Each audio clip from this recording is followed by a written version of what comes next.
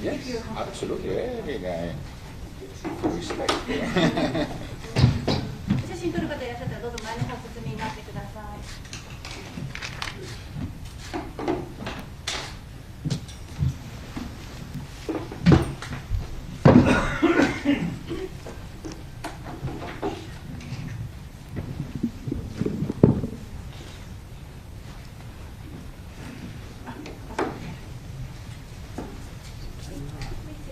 Yes. In favor of cameras.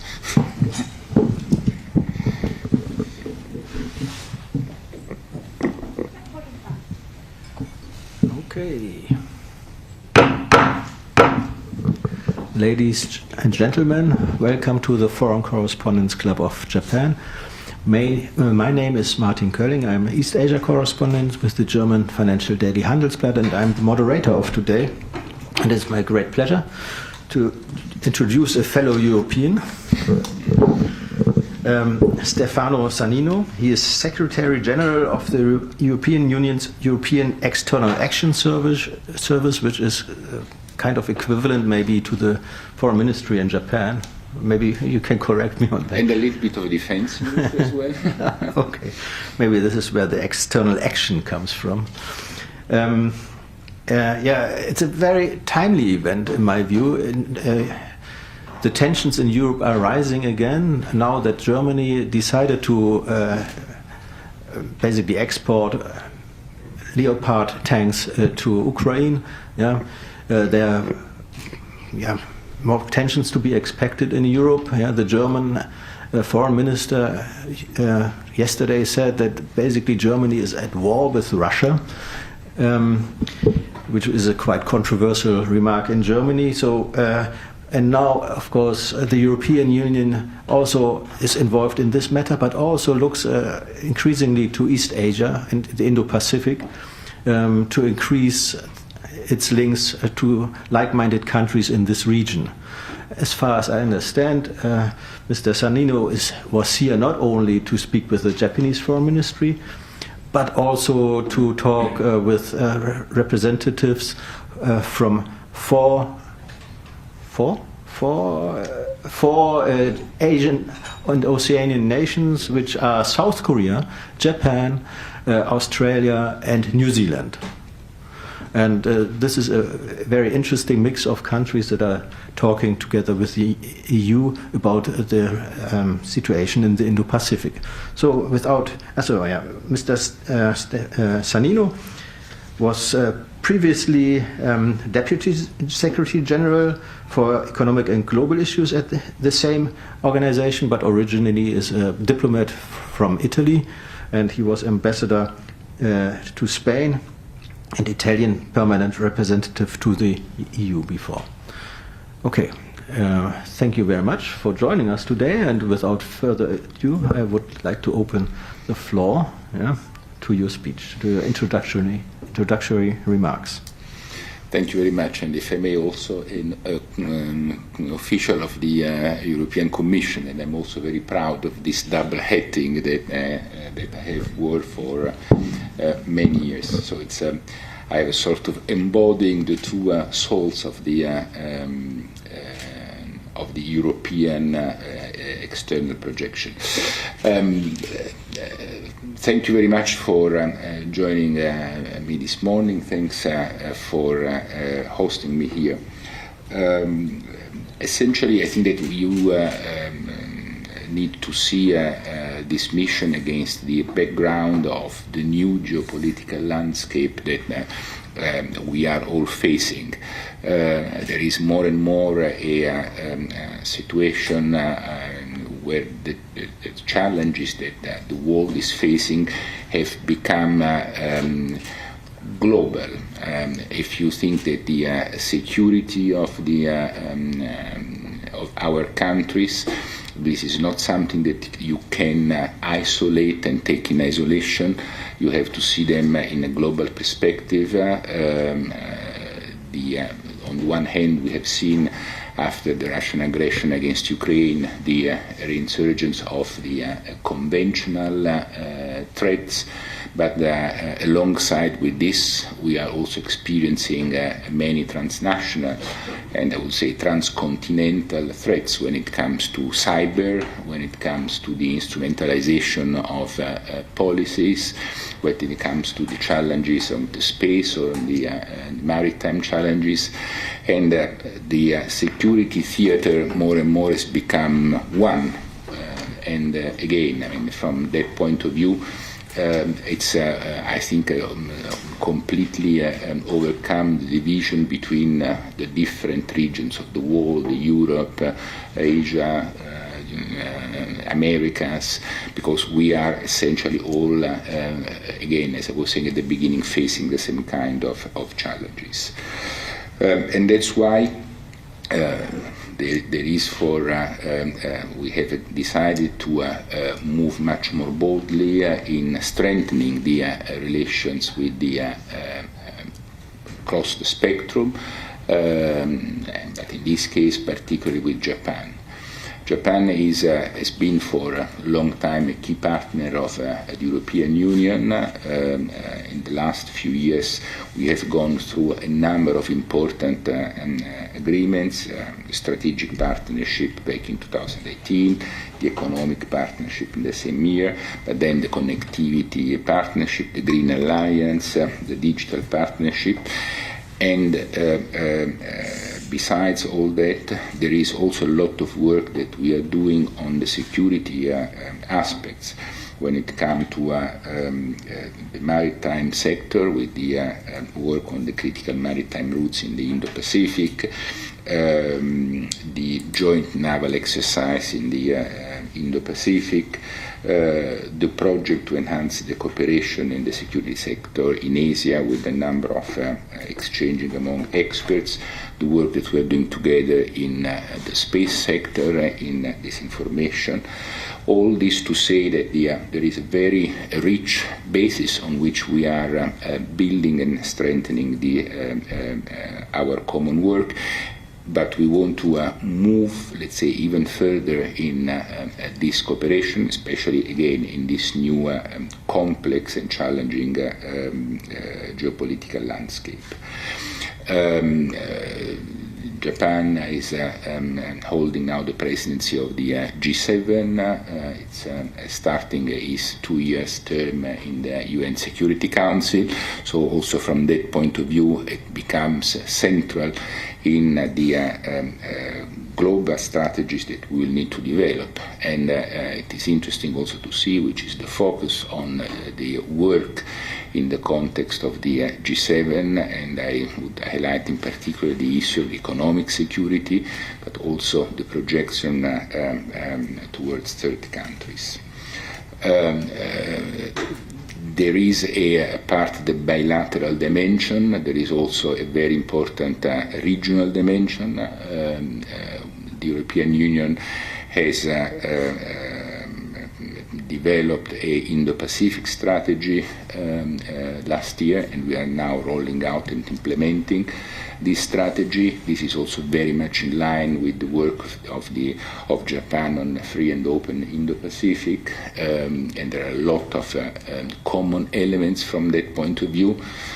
And it is also in this context, as it has been mentioned, that we have agreed to have also part of the bilateral consultations, also a first meeting with the colleagues not only of Japan but also of South Korea, Australia and New Zealand, sharing again the same preoccupations for the perspective of the security in this region. Last point that I would like to mention is that we have seen also with great interest the new strategies, the national security strategy, the defense, the national defense strategy that are projecting Japan very much into even more active external dimension, and that's, I would say, also it's very much in line with the work that we are doing in the European Union, and I would refer in this context to the strategic compass, which is the new security doctrine that we have developed last year, and that we are also rolling out in this period. So a lot of convergence, a lot of common work, and this is true at the governmental level, but I would like to mention also the contacts that I'm having with the representative of civil society, both with the think tank community, the universities, but also with the representatives of civil society dealing with gender issues and LGBTIQ+ issues. So it has been a very rich program. I still have a half day to go, and today they have still a number of meetings, but very fruitful, that are giving the sense of the common sense of purpose that we have with Japan, and on which we want to build the future of our relations. Okay, thank you very much. And before I open the floor to questions, I would like to ask one question myself. Could you expand a little bit more on this meeting with South Korea, Japan, Australia and New Zealand? Is this a new format, or is it just by chance? What are the reasons for the choice of these partners, and do you think that this will become a more permanent fixture in your diplomatic schedule? Would me to answer? Yes. Okay. I would say it's a relatively new format. In the sense that we have not had before in this context. We had bilaterally the European Union with all these countries, very developed partnership, but we wanted to we thought it would be interesting to, let's say, to check our common agenda, the way we are assessing the challenges that we have in the region and beyond, and how we could work more together to face these challenges. The reason, I would say, it's quite evident. The security of our countries is become much more fragile. And again, the aggression against Ukraine is showing this in a very graphic way, and the risks of potential complex situations and how we can face this together. We share the interest of defending a rules-based international order, and we would like to make sure that all the countries abide by this rule that we have agreed among ourselves, and to which we are all have agreed to abide by. We will continue working in this context, in this format. We will try to give even some more substance. We have identified a number of potential areas of cooperation, so we will see if this is developing into a let's say, a substantial architecture that can bring us together in areas of common interest. I'm thinking about digital, I'm thinking about cyber, and about other areas where, as I said, connectivity, where we have common view and common perception of how move our agenda forward. Mm-hmm. So when can we see whether there will be more results? I mean, we started yesterday, so we will work on that. I mean, we will see. I mean, we have agreed to define a more specific agenda. We have identified a number of areas, some of those that I have mentioned now, and we will have our let's say, experts working on this, and we have committed to meet again, possibly physically, in the coming months. Oh, so it's moving. Okay. Okay, then I will open the floor to questions to journalists first. Any questions from journalists here in the room? Yeah, please come to the microphone and identify yourself by name and affiliation. And you can ask as many questions as you wish. Not so many here today. Hello, my name is Shoichiro Taguchi from Nikkei. Very nice to meet you. I have a question regarding the situation in Ukraine. So regarding the latest developments in arms supplies to Ukraine, mainly from the US and European countries, do you think the level of the military support from the West have moved to the next stage amid the war soon to enter its second year? Will this be a key to put enough pressure on Russia?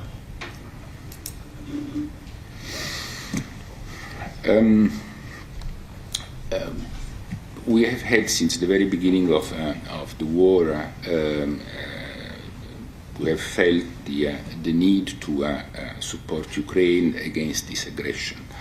I mean, I don't want to repeat the standard formula, but it is true that it is an aggression which is completely unjustified and ungrounded.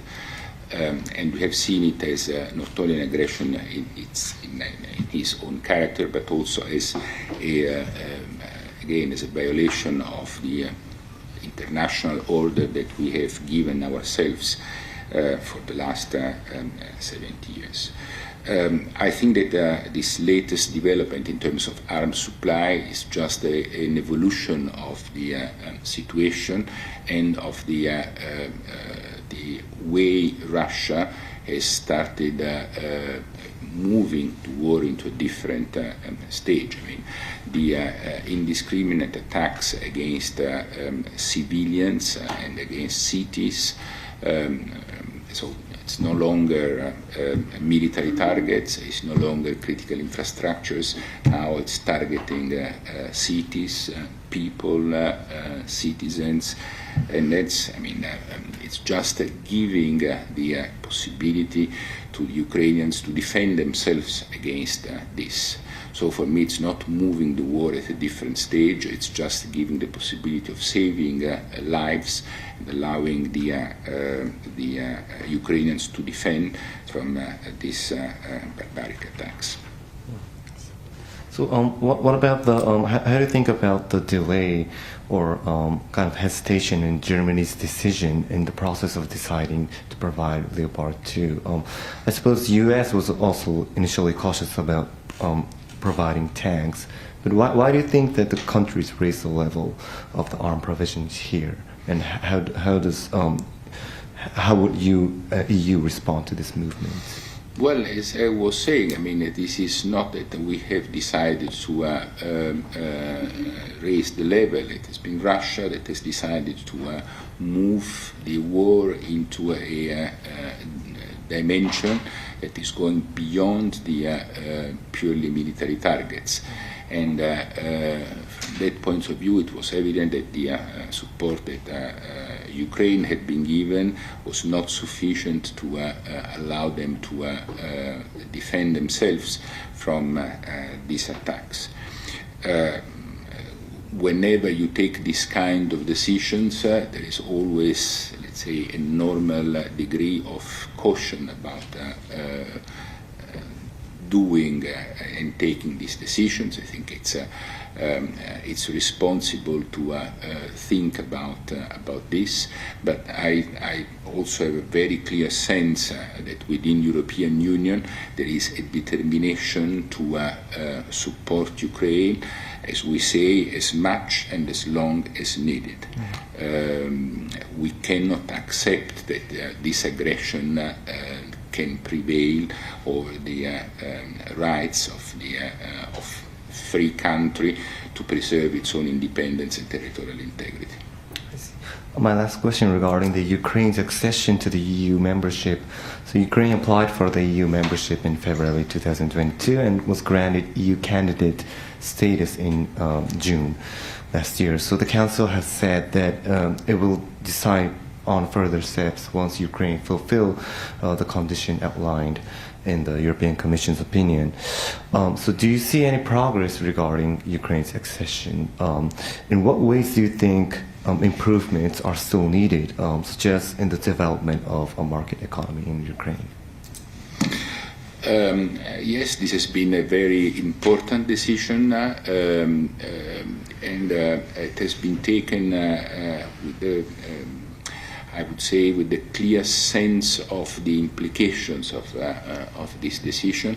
We wanted to provide Ukraine the sense that the door to the European Union is open. It's what they have always looked for.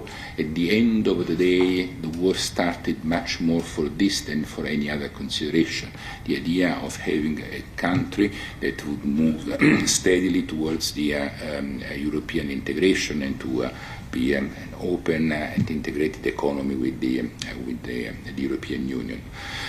There are a number of the enlargement process is as we say, a merit-based process. So you need to comply with a certain number of rules. There is a political decision, and that's the one that has been taken.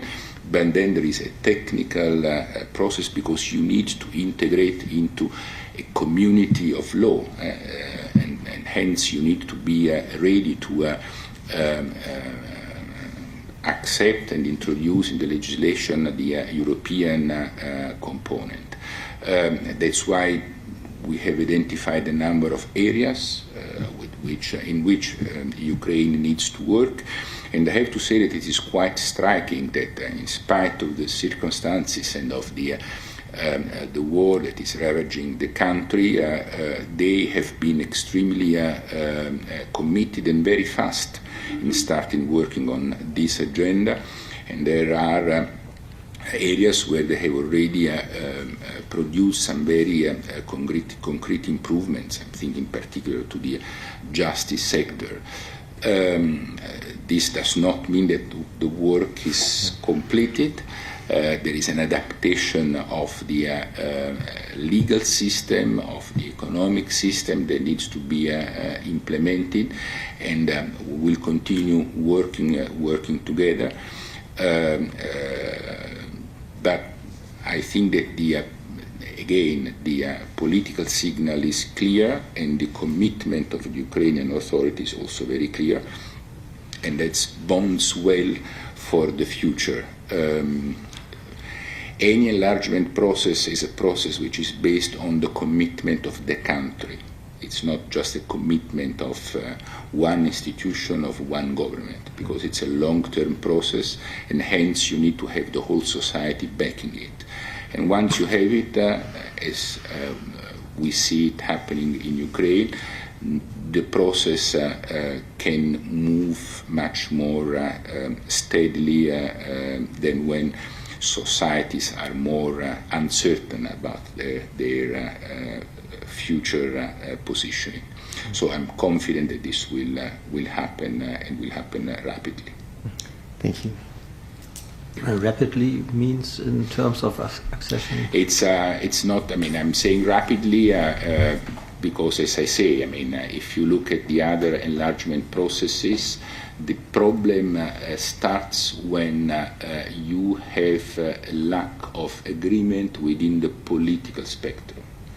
And then you have, let's say, going back and forward. I mean, but if you have a linear process where you are adjusting, it takes the time that it takes, because, as I said, it's not only a political decision. The political decision is the first step, but then it's a technical work that needs to be done, and you need to adjust the legislation to provide a track record, and that takes time. So it's a question of years, not months. But once the direction is clear and you commit, then, I mean, it can be more rapid than in many other cases. So, according to recollection, what was the fastest process? You remember? It's difficult to say, because, I mean, we have had different waves of enlargement, and over time the concept of enlargement has changed. I mean, the fastest process was the enlargement that brought in, let's say, the countries of Central and Eastern Europe, which was a process which was, let's say, done rapidly. But then progressively we saw that the rapidity was against the effectiveness, and it was creating tensions in these countries because of their capacity to, let's say, stand the impact of the European legislation, of opening the economies, of liberalizing, of not having state aids which were supporting the economy, and so on. So we have tried to create a path which is maybe a little bit longer, but then can allow the countries, once they are in, to avoid problems in, let's say, for their own progress in the European Union. And so the process has become longer, but more effective. Thank you. I would also like to come back to the Ukraine war. You mentioned that the EU will support Ukraine, will lend as much support as needed and as long as it's needed. For what goals? So what are basically, who decide what is, when the need is basically fulfilled, and what are the goals that you think should be pursued? Well, I think that the goal is very evident. It's not to allow the Russian aggression to succeed. We have been supporting Ukraine because we believe that this aggression is, again, is completely unjustified. And hence, as long as this aggression lasts, then we will continue supporting Ukraine. Yeah. In the borders of when? That's, I mean, you have to ask Mr. Putin when he wants to stop it. And, but I mean, there are always talks about a possible solution by negotiation? But this is a question that is coming back regularly. I mean, President Zelensky has presented a 10 points peace plan where he's identifying a number of elements for peace to take place. And one of these points, which I think is the basic one, is the withdrawal of the troops from Ukraine and the recognition of Ukraine in its territorial integrity. And that's the basic point. The point is not having a peace which is a capitulation. The problem is having a just and a durable peace, which is respecting the rights of a sovereign country. Because otherwise, I mean, we are rewarding aggression, and we are opening and giving an example to other countries that could think that they can do whatever they want, because at the end of the day they can along with it, just because they have the strength to do that. So the international community is mobilized to show that aggression does not pay. Good. Another follow-up, just to clarify a few issues you brought up. You mentioned that this is basically the delivery of tanks is an evolution, but isn't it also a new quality? I mean, tank is not necessarily a defensive weapon against drone strikes. They might be used for more offensive actions.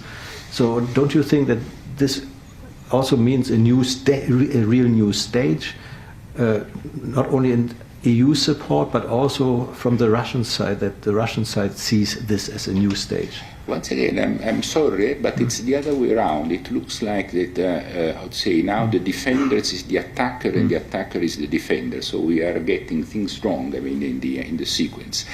Putin has moved from a concept of special operation to a concept now of a war against NATO and the West. And he has moved from a concept of having a limited number of troops, limited up to a point, but it's a limited number of troops, to a partial mobilization, and now essentially is putting the ground of a general mobilization. He's bringing into the picture 300,000 people in a sort of meat grinder. I mean, that's the new reality that we are facing. It's not that I would say it's only drones. I mean, he's bringing on the ground hundreds of thousands of poor young boys and girls that know nothing about the war. And that's the way to defend from this new evolution. Once again, the evolution, it's not the evolution of the war. This is the response to the decision that even he himself had to, in his narrative, to change his initial narrative. So we are not speaking anymore about special operation to free up a country from a Nazi leadership. Now we are speaking about a war with NATO and with the West. Different story. I understand. So another question about Europe. Sorry. I'm here for that. From Anthony Rowley. He quotes a headline that the public opinion in Britain appears to be swinging against Brexit. In the event that Britain were to ask re-entry to the European Union, or at least some closer relationship, what would be the reaction in Brussels? I don't know. I think that I'd say we need to go step by step in this process. I think that what is important at this stage is to solve the issues that we have still open on the table in the different files, especially when it comes to the way we deal with Northern Ireland and the relationship between Northern Ireland and Ireland. So it's and that's where we are focusing a lot our work and our energy. And I think that this new government in UK is taking steps that we find positive in terms of providing concrete and pragmatic solutions to all these issues. We have seen, and that's I'm saying is in parallel to this work, we have seen that especially during this last year, the cooperation with UK in a number of files has become very relevant, very strong. The work that we are doing in common when the reactions to the Russian aggression, the work on sanctions. We have seen again a lot of interest in cooperation, also in very sensitive sectors, and that's also creating let's say an environment of closeness, of greater closeness between EU and UK. And I think that we need to keep in mind that we share the same set of values, the same principle, very close vision of what to do together. So I would say I will stop there in terms of stock taking of what is happening in between the EU and UK, and then let's see how things are moving in the future. I think it is important to recreate solid links between EU and UK, and then how this is going to be formalized. It's a decision of the UK governments, and we will see. Okay. But it's too early to go into a debate about the re-entering of UK into the European Union, But I think. it's safe to say that the atmosphere of the talks and the relations has improved? It's safe to say this, yes. How much? I think it's moving in the right direction. Okay. Other questions from the floor? Also associate members maybe? No, then I have another question because you are in Japan. Mm-hmm. Yeah, I wonder a little bit about the relationship with Japan. Or I don't wonder, but I would like to know basically what the state of the relations is and what do you think the future holds in terms of diplomatic relations, but since you are also partly basically the defense ministry of Europe, it seems, of military relations. Look, I was trying to give in my introductory remarks the sense of the depth and intensity of the relations between EU and Japan. And I think that from all points of view, Japan is a key partner of the European Union, sharing vision regionally and globally. I was mentioning different kind of partnerships in all this. When I speak about connectivity, green, digital, Japan has been the first third country to sign these partnerships and to develop these partnerships. We are working also on the participation of Japan to Horizon Europe and to the research area that we are developing. Which is Horizon Europe? Horizon Europe is the research program of the European Union. We bring together researchers from not only the European Union but also from third countries that are treated exactly in the same way as our own researchers, and we develop research projects together. And it's one of the most successful projects of the European Union. You can ask Ambassador Paquet, who was in charge of this in his previous life incarnation. And he has done a fantastic job to bring this project to new heights. All this to say that there is a very solid ground in all these different areas, the strategic partnership, the economic partnership. So all this is working, and we are rolling out plans to give much more substance to all this. But we are rightly speaking about the other sectors. I think that now being from the, in particular from the European Union, I would focus more on the term security rather than defense, because when you speak about defense, you think much more about military aspects. And from that point of view, even if we are developing this dimension, and as I was saying, we are the foreign ministry of the European Union, but we are also the defense ministry of the European Union. Now, the concept of defense security, I think, over time has changed substantially. The conventional dimension has come to the fore significantly with the aggression against Ukraine, and that has taken, let's say, strength again. But in parallel with this, the concept of security is much broader and is covering a number of other sectors. Cybersecurity,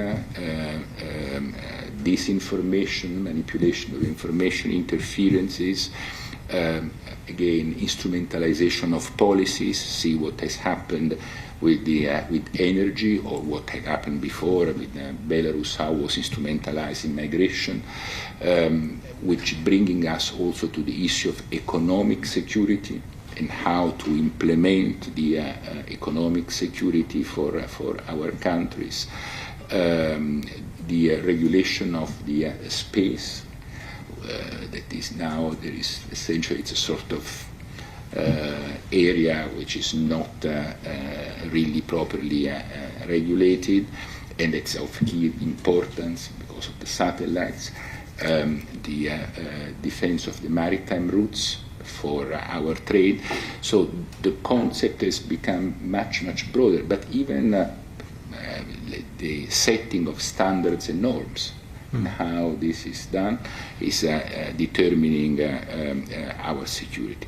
So from that point of view, the European Union in all these sectors is a key actor. Again, we are developing also the military dimension. I was mentioning the strategic compass. In the strategic compass, we are working among many things, but just to mention two of them, which I think are particularly illustrative. One, the creation of rapid deployment capabilities in order to intervene in areas of crisis where NATO is not capable, willing, because to intervene.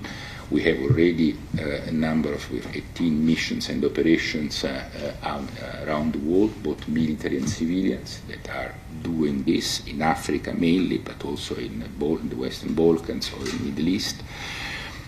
And the other component is the capacity to fill the capabilities gap of our military industry. And from that point of view, we are defining which are these gaps, and we have created an instrument, European Defence Fund, to help and support our industry to develop these capacities.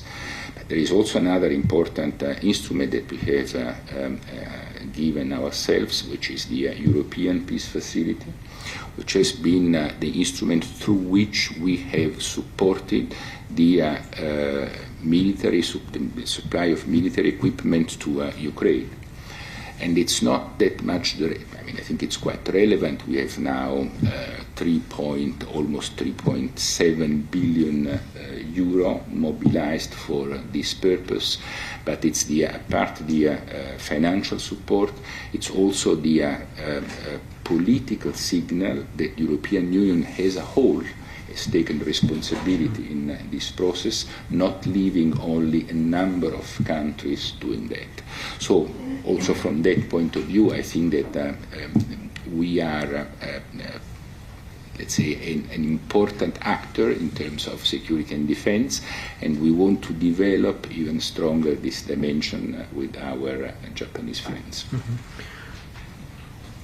Is Japan a special partner in this regard? If you look at your other partners you're discussing with, I think of the joint fighter project with your home country Italy and the UK.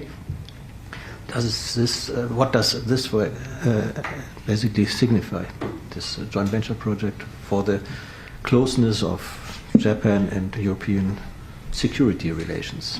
I think that it's an important project, but it's important. I mean, more broadly speaking, the idea of first of all of the integration of our systems.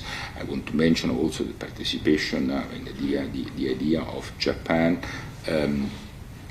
working more closely with NATO with the tailored partnership program, which I think it's another important component. Again, it's the integration, but I think that beyond that, it's the political assessment that on which all this work is based, political assessment that we share the same concerns. And that we share the feeling that we need to work together in order to face these challenges. Mm. You talked about NATO. We had the former Japanese Defense Minister Ishibashi Gallo speaking here at the club. I think it was last week. And he mentioned NATO and even thought loudly about a distant possibility of Japan joining NATO. So what is the importance of the current outreach of Japan to NATO? At what stage are we, and what are the possibilities of this connection, of this relationship? I mean, it's not for me to speak about NATO. I mean, we are working very closely together, but still we are two distinct organizations. So I will leave this to the NATO colleagues. Understand that you will be hosting, Japan will be hosting in the coming days, I think, the Secretary General of NATO, Jens Stoltenberg. But I mean, seen from, let's say, a broader perspective, a broader security perspective, all the work that we can do together, including in the NATO context, it's welcome. Mm-hmm.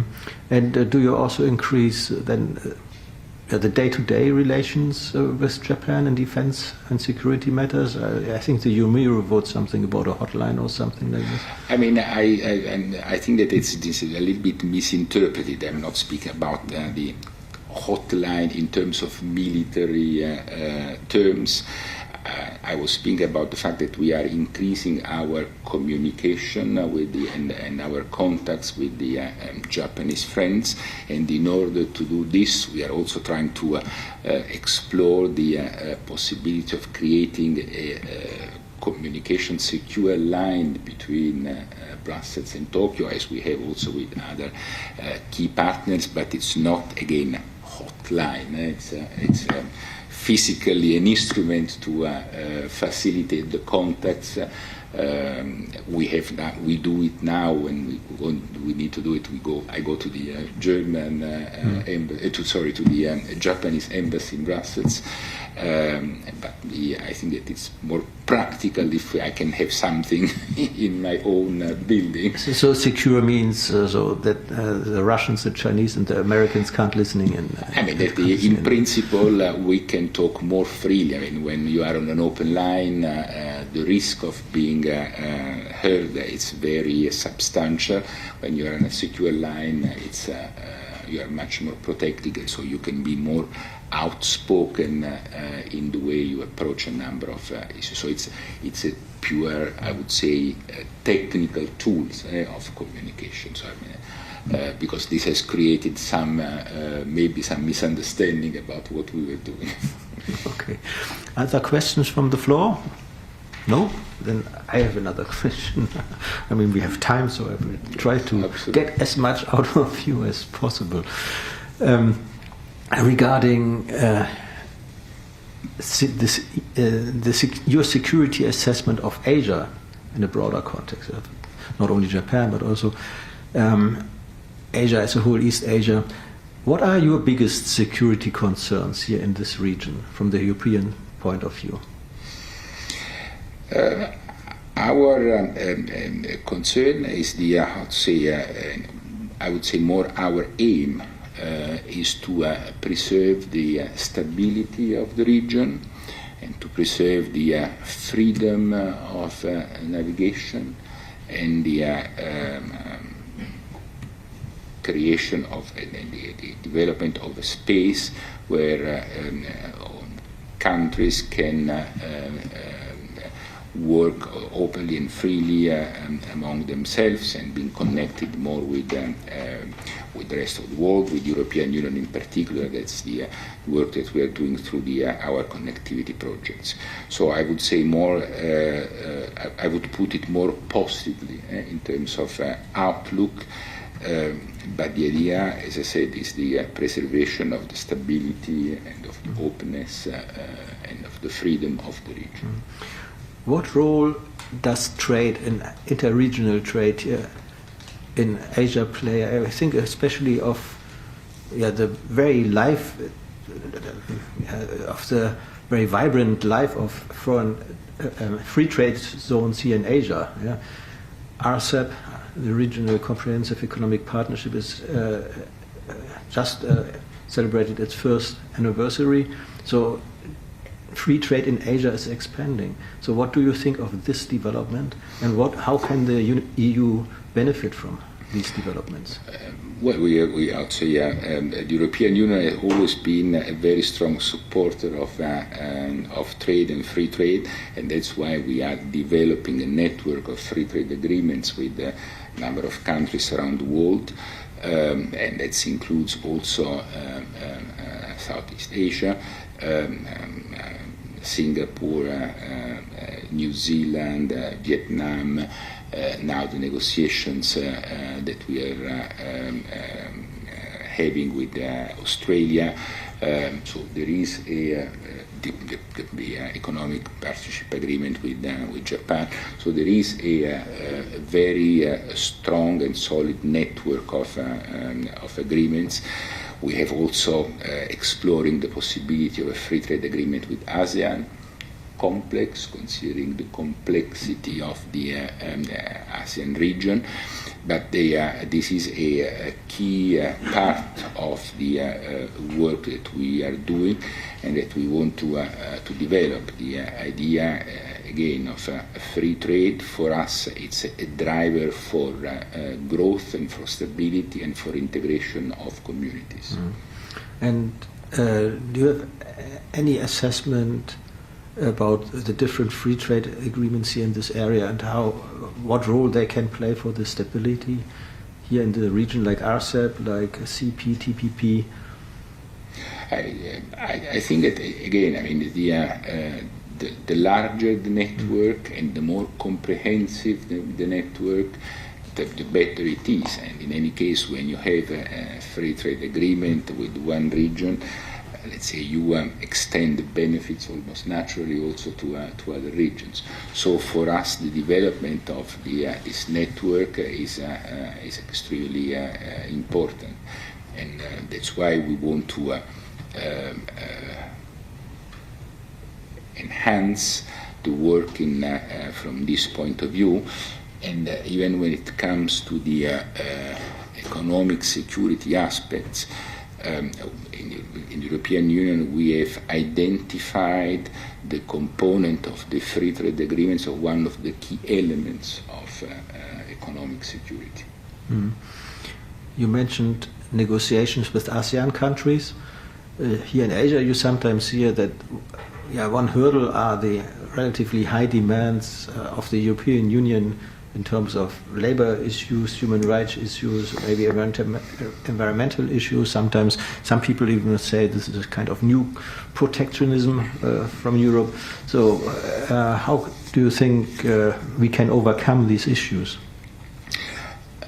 All our work is based on a set of principles. And I think that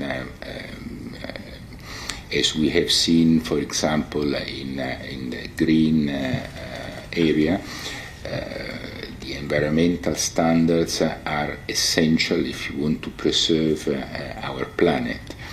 I think that we all have an interest to create, let's say, and to accept conditions where, I don't know, we authorize child labor or accept the idea of child labor. we are not, let's say, inventing standards. We are just applying international standards, which comes from the International Labour Organization, the standards in the environmental sector, because we think that trade has also to be sustainable. And otherwise it becomes predatory, and the effect is that you are just drawing on the resources of a third country without creating wealth for everybody and conditions for growth in all countries. So I think that as we are doing also in the connectivity sector, we are not putting conditions, but we are creating conditions for a sustainable growth. And that's our main driver. And I think that when it comes to trade, there is a reciprocal interest in moving in this direction. After our trade agreements, normally speaking, I mean, there is a growth of the GDPs on both sides, so it's a win-win solution. I think that what we need to distinguish, if you want to go into the point of the protectionism, is we need to distinguish the idea of protecting, not of becoming protectionist, because it is true that the level playing field, it's something that needs to be ensured on both sides. Otherwise, we run the risk that the openness of our societies is being abused by some countries. And I think that the work that we have been doing in the last few years when it comes to the open strategic autonomy, the concept of the screening of the investments, or the movement to have anti-coercion measures, it's important to readdress these imbalances and to create a level playing field. But again, I mean, we need to have in mind that our efforts are not that of creating walls or barriers, but just, let's say, avoiding the abuses of our openness. Okay, thank you very much. Our time is almost up. I don't think we have to extend it. Yeah, thank you very much. Please give our guest your hands. Thank you very much for your answering all the questions. And yeah, it is common in our club. We also prepared a one-year honorary membership. As you said that you like to come to Japan, maybe also in a private capacity, you are welcome to join us at the bar. Thank you very much. Thanks a lot. Thank you. I think I will use it because I'm planning to come back. Please give us, especially before I forget it. Then in that case you should drop me an email. But to be able to do that, I have to give you my card. Yes. Well, that's my card. Oh, really? Especially in Japan, it's a very bad thing. But I would be happy if you put me into a mailing list, so when you come back, please give me a call. Pleasure. Thanks a lot. Thank you. Thanks, everybody. Bye.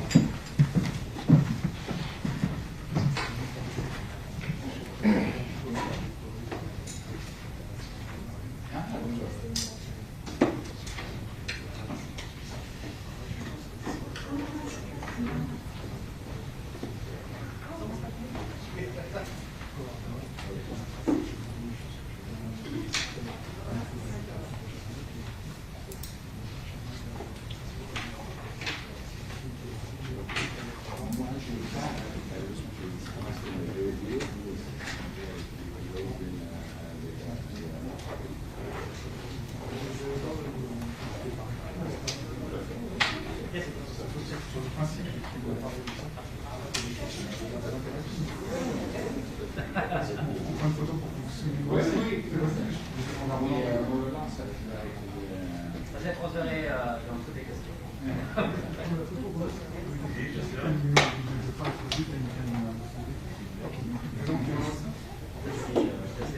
Le secrétaire général est d'accord? Ok, très bien. Allez. Voilà, un petit peu on voit. D'accord.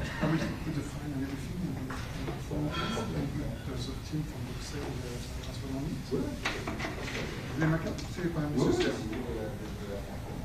D'accord. Vous voulez passer même chips? Non. Très bien, merci. Bon séjour à Tokyo. Et puis je... Merci beaucoup.